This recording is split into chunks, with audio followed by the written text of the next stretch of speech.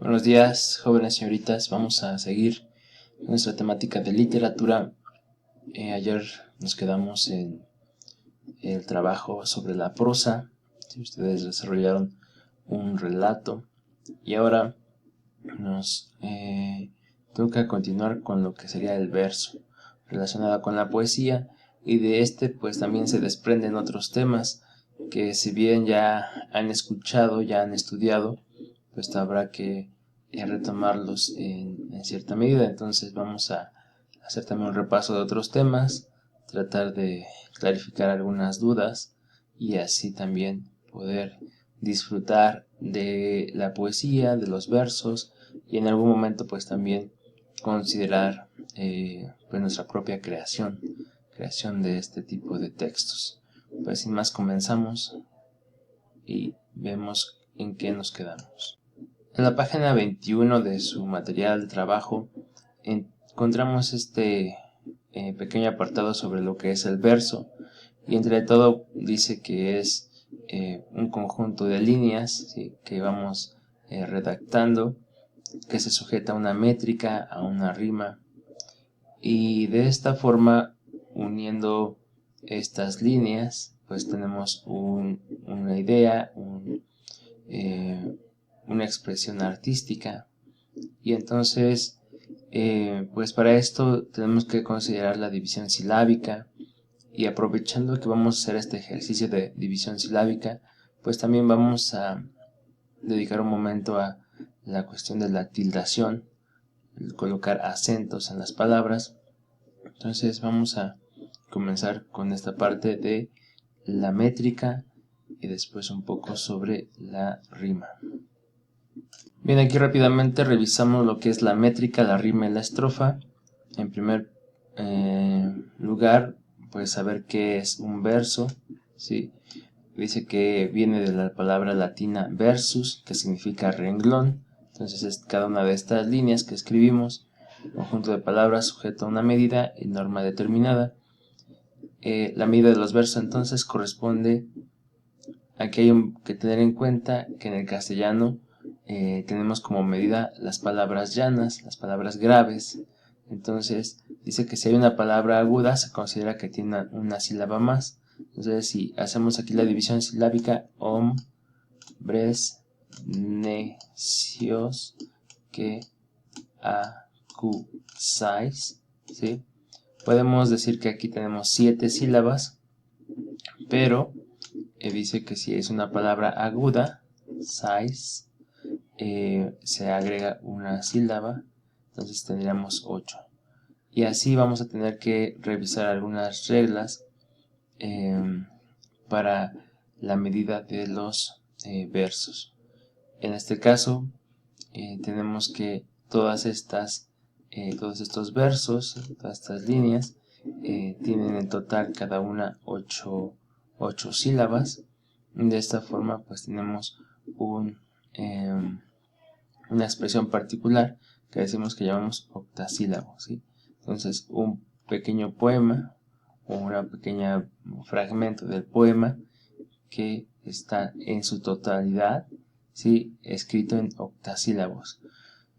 Si lo vemos de esta forma, y así con las demás, llevando cierta métrica, ¿sí?, únicamente aquí vamos a ver lo que es la métrica, pues teniendo el cuidado de la métrica, que si escribo versos de 4, de 10 o de 12 sílabas, pues cada vez es más complejo. Puedo hacer un libro, ¿sí?, un texto muy extenso, con alguna de estas versiones de versos, y al final pues esa es la complejidad, ese es el ejercicio difícil de conseguir que cada uno de mis versos, de cada una de mis líneas, contenga el mismo número de sílabas. Entonces este es pues un ejercicio matemático, lógico, que exige pues también una gran capacidad expresiva. Entonces pues no nada más es decir las rosas son rojas y rojo es el amor que siento por ti. Pues sí, eso pudiéramos darle una entonación y un sentido poético, pero en este caso vamos todavía más allá en decir que nuestra cuadratura, ¿sí?, de lo que estamos expresando, pues tiene todos estos cuidados. Ya aquí vemos entonces en cuanto a la métrica, si son de 8 o menos sílabas nuestros versos, se le llama arte menor, y cuando nuestros versos son de 9 o más sílabas, se le llama arte mayor. Entonces pues no es que uno sea más complejo que otro, simplemente pues por el número de sílabas. Bien, vamos a continuar un poco con lo que sigue. Bueno, entonces sobre los versos y la poética, pues hay que ver lo que son las estrofas, ¿sí? Cada estrofa, cómo se compone, cómo se organiza. Entonces va haciendo combinaciones entre los distintos versos. Si combinamos entonces la cantidad de versos se repite a lo largo del poema, y así a la hora de estudiarlas en Égolas Garcilaso distinguimos que hay 3 clases de estrofas: la lira, la octava real y la décima. Entonces más o menos así se distingue la lira. El primer verso, ¿sí?, podría tener 7 sílabas, se relaciona con el tercero. Y luego hay una pequeña variante con el cuarto y volvemos otra vez al segundo. Entonces esta relación entre los distintos versos pues se le conoce como lira. Y aquí está un ejemplo de lira. Si de mi baja lira tanto pudiese el son que en un momento aplacase la ira del animoso viento y la furia del mar y el movimiento. Entonces aquí vemos cómo las sílabas se conectan de esta forma. Vamos a ver si puedo ampliar. Bueno, entonces A, B. Bueno, la primera con la tercera. Ira, ira. Luego la segunda con la última. Segunda, ento, ento. Y aquí en el cuarto verso, pues tenemos una variante, ¿sí?, aunque es de 7 sílabas, pero la terminación, la rima, pues se rompe. Entonces nada más es A, B, B y una variante aquí metida. Pues estas cinco versos forman lo que es una lira. Después la octava real, un poco así: A, B, A, B, A, B, C, C. Entonces as, as, A2, A2. Aquí tenemos otra vez el tercer A2 y Ada, Ada.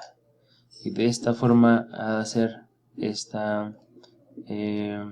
tipo de estrofas con rimas, pues decimos aquí se está articulando una octava real, finalmente la décima.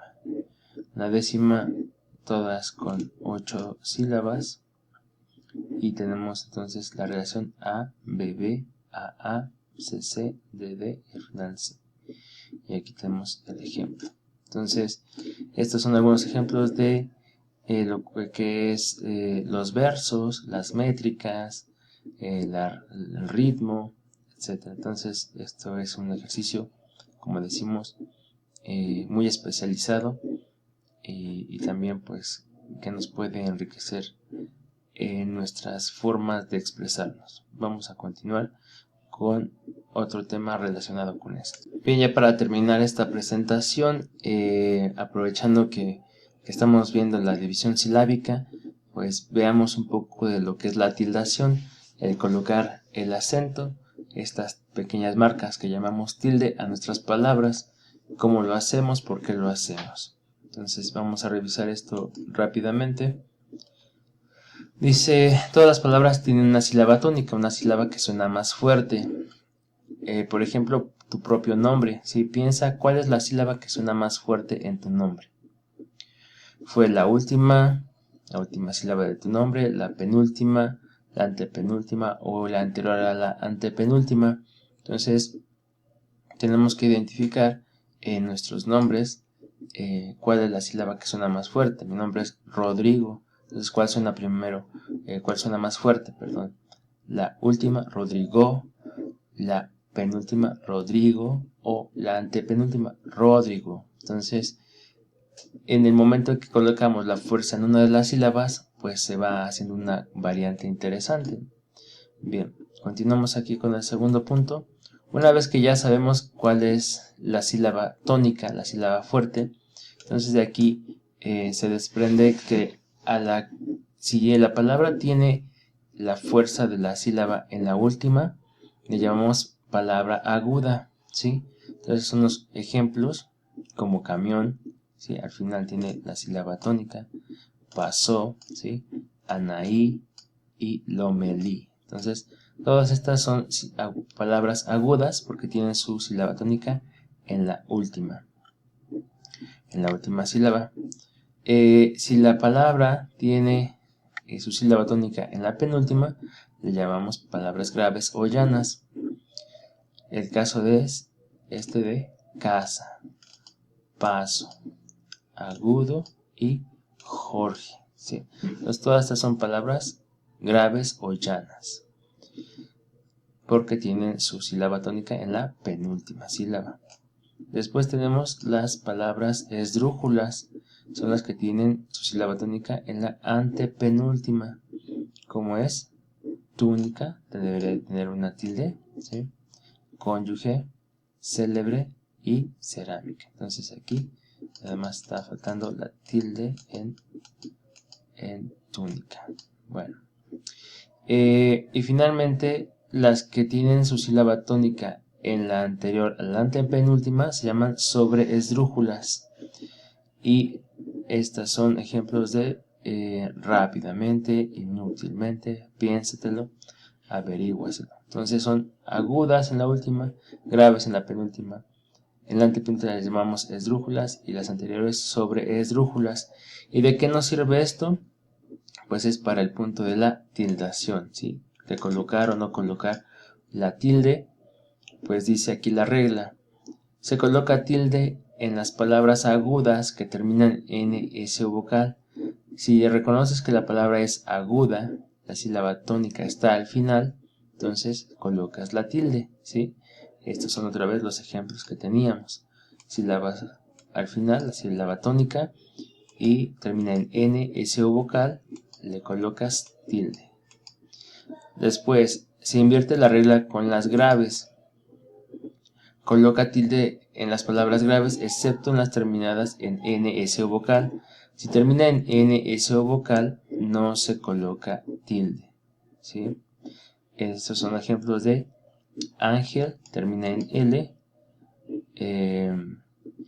Corría, ¿sí? Este es una situación distinta porque hay un diptongo. Entonces, aunque termina en vocal, lo importante aquí es romper el diptongo, ¿sí? Entonces, corría son 3 sílabas y como es pues hay que romper el diptongo, se le coloca tilde. Azúcar es grave, termina en R, no es N, S ni vocal, entonces le colocamos tilde. Y otra vez en Bahía se repite la situación como corría. Aquí queremos romper el diptongo. Después tenemos las esdrújulas y las sobreesdrújulas. Si identificas que tienes una palabra esdrújula o sobreesdrújula que tiene su sílaba tónica en la antepenúltima o anteriores, entonces aquí ya tienes que colocar tilde en todos los casos, ¿sí? Todas las esdrújulas y todas las sobreesdrújulas llevan tilde. Entonces son las únicas reglas que necesitamos para colocar tilde en nuestras palabras. Bien, ya nada más nos queda la actividad de esta hora. Lo que vamos a hacer es un poema sobre algún objeto que tengamos en nuestro entorno. En este caso tengo aquí un foco, entonces si lo observo pues por algunos momentos, un minuto, pues ¿qué puedo decir del foco? ¿Cómo puedo hacer un poema? Entonces en mi caso, ¿no?, sería el título el foco, y entonces comienzo a desarrollar algunos versos, de preferencia pues que hagamos tal vez ese ejercicio de hacer una pequeña métrica, una pequeña rima, ¿sí? Eso es de preferencia. Y bueno, pues si no tenemos tal vez pues este gusto o esta sensibilidad desarrollada, pues únicamente expresar a forma de poema algo sobre un objeto que esté en tu entorno. Puede ser cualquier cosa que tengas cercana a ti, y entonces obsérvala por unos minutos, y entonces ahí comienzas a desarrollar tu texto, tu pequeño poema. Bien, entonces vamos a hacer poemas que tengan por lo menos 3 fragmentos, ¿sí? Entonces 3 pequeños grupos de versos van a ser nuestro ejercicio de esta mañana. Cualquier duda estoy para servirles. Me escriben, me mandan ahí sus trabajos en Classroom. Muchas gracias, tengan buen día.